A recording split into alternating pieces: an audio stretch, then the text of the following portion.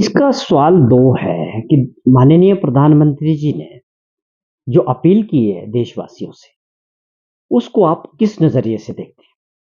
क्या प्रधानमंत्री जी देशवासियों को आगाह कर रहे हैं कि आने वाले समय में डीज़ल, पेट्रोल और गैस की कीमतें और बढ़ेगी देश में? क्या ये उसका मकसद है? देशवासियों को मेंटली प्रिपेयर कर रहे थे?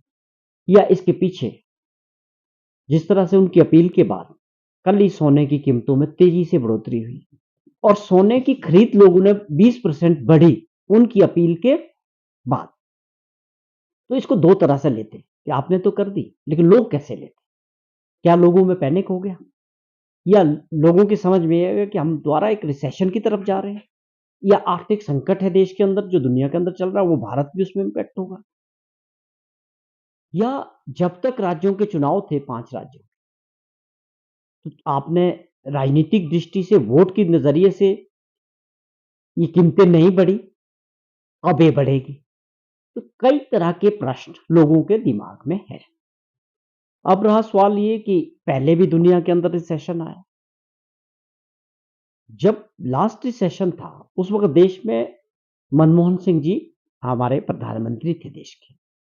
और दुनिया रिसेशन में थी लेकिन भारत ने उसको बड़े अच्छे से फेस किया क्योंकि वो खुद अर्थशास्त्री थे, उनके पास टीम थी, अनुभव था और प्लानिंग और पूरे तरीके से करने के बाद भारत में उसका इम्पैक्ट कम रहा। उस वक़्त डॉलर के मुकाबले रुपया 58 रुपीस था।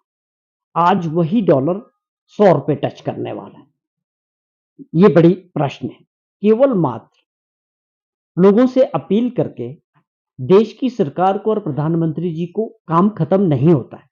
अगर इस तरह का आने वाला समय है, तो देश की सरकार का और हमारे जो एक्सपर्ट्स हैं, उनकी किस तरह की तैयारियां होगी, उसको हम कैसे फेस करेंगे, उससे हम कैसे देशवासियों को और देश को बाहर निकालें। ये महत्वपूर्ण प्रश्न है।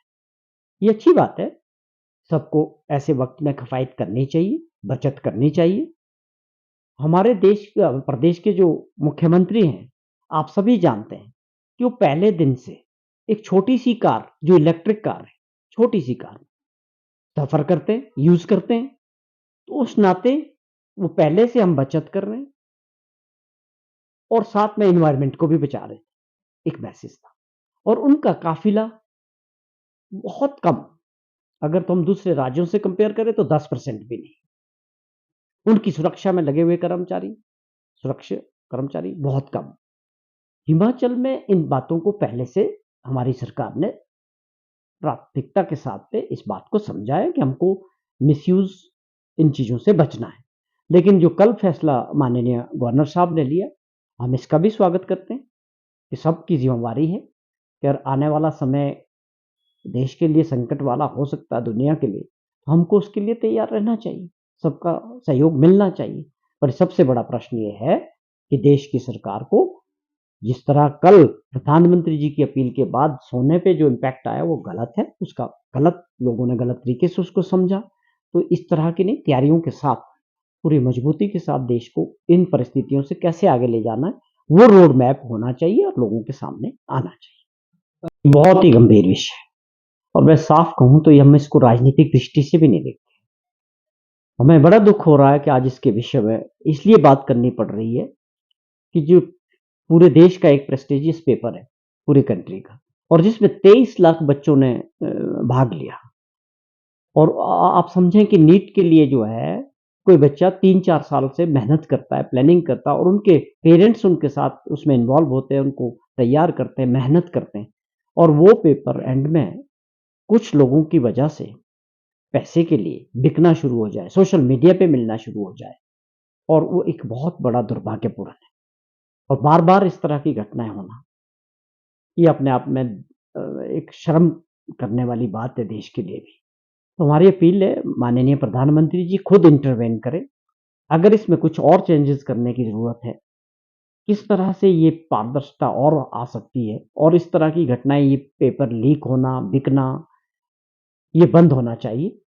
जिन लोगों ने इतने सालों से मेहनत की, एक उम्मीद के साथ उनकी उम्मीदों पे पानी फिरा है। ये बहुत दुर्भाग्यपूर्ण है और साथ में ये ठीक है कि जो लोग पकड़े जाएँगे, सीबीआई को सौंप दिया इन्वेस्टिगेशन, वो पकड़े जाएँगे, उनके ऊपर केसेस चलेंगे, ज़मानत मिलेगी, एक अलग प्रोसेस है। वो कानून की प्रक्रिया है, वो होनी चाहिए, सख्ती होनी चाहिए।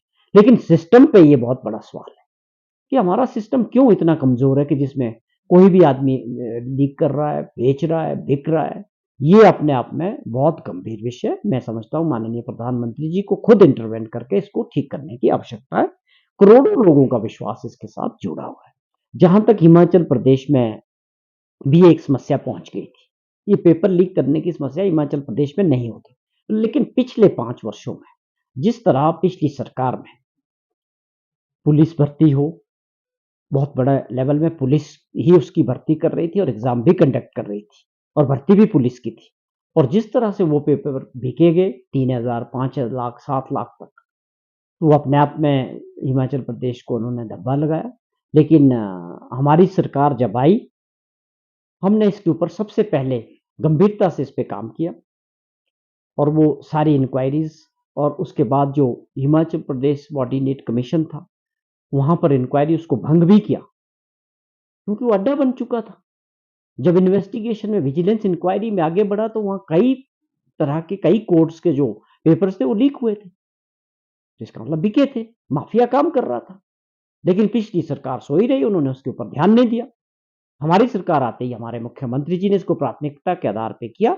आज ये गारंटी है 3 साल के अंदर जो भी एग्ज़ाम्स पब्लिक सर्विस कमीशन के थ्रू हो या सबॉर्डिनेट कमीशन के थ्रू हो, उसमें कहीं भी चैलेंज के साथ हम कहते हैं कि कोई पेपर लीक दूर की बात है, पेपर बिकना दूर की बात है। पूरी पारदर्शिता के साथ हिमाचल सरकार इसको जो है आगे बढ़ा रही है।